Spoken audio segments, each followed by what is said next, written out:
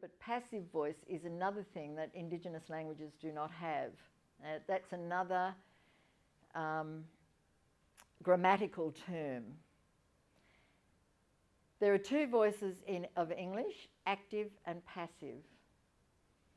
The active is a straightforward sentence. It's who did it, what it did, and who it did it to. That's active. So the dog bit me. What did he do? Bit. Who did it? Dog. The dog. So we've got it there. We've got the dog bit me. That's a straightforward sentence. But in English, we are very clever at switching this around. And we'll say, I was bitten. So we can very carefully leave who did the action out. So if my precious little dog bit me, I wouldn't want the world to know that he bit me. He never has, mind you, but I wouldn't want the world to know that he bit me. So I was just, I was just bitten. You know, you can leave it out. So there's one of the reasons why we'll use this, but another reason is that we mightn't even know who did it. Now, he was murdered, so we've put the person who was actually murdered, who should be after the verb to murder, but we've put him first. Yeah. That's turned it into a passive. That's what we mean by passive. And often it's because we don't know who murdered him, so we say he was murdered. And how are we going to turn that into an active if we don't know who murdered him? You have to say someone. That's right. So that's what you do. You say someone murdered him.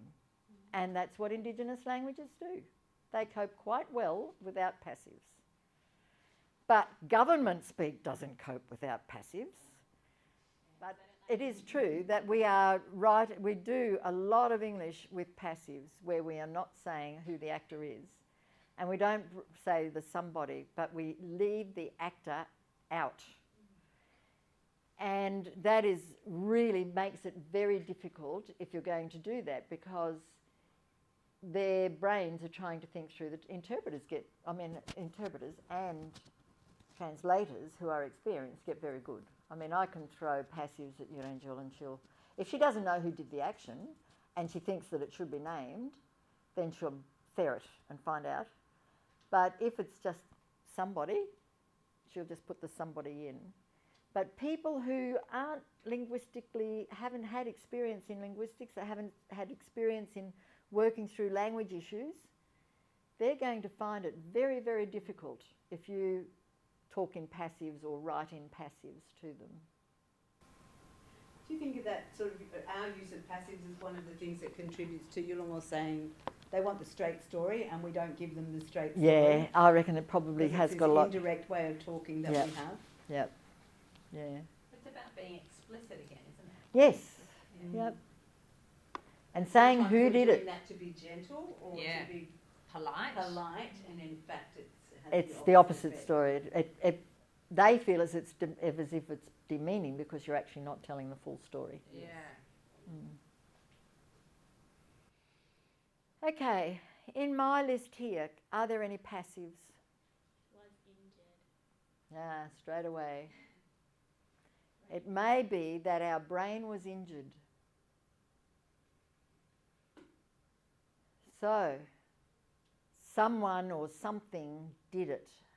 So how are we going to turn that around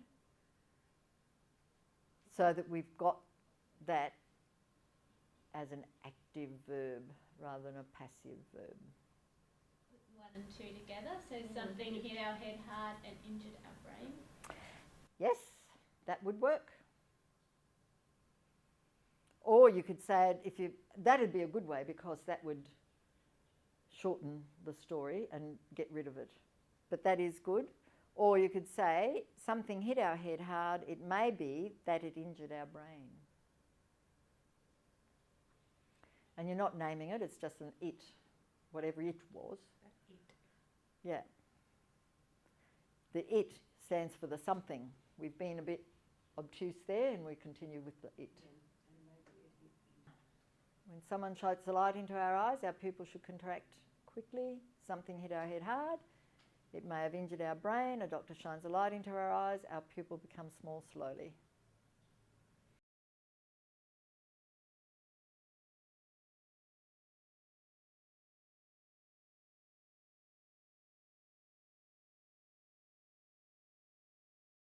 often when someone shines a light into our eyes, our pupils should become small quickly, and I'm going to change that, should quickly become small. Thank you, Will. If they become small slowly, it may mean that something has injured our brain. That is why when something has hit our head hard, a doctor shines a light into our eyes. And then to just reinforce the obvious, they are checking our pupils.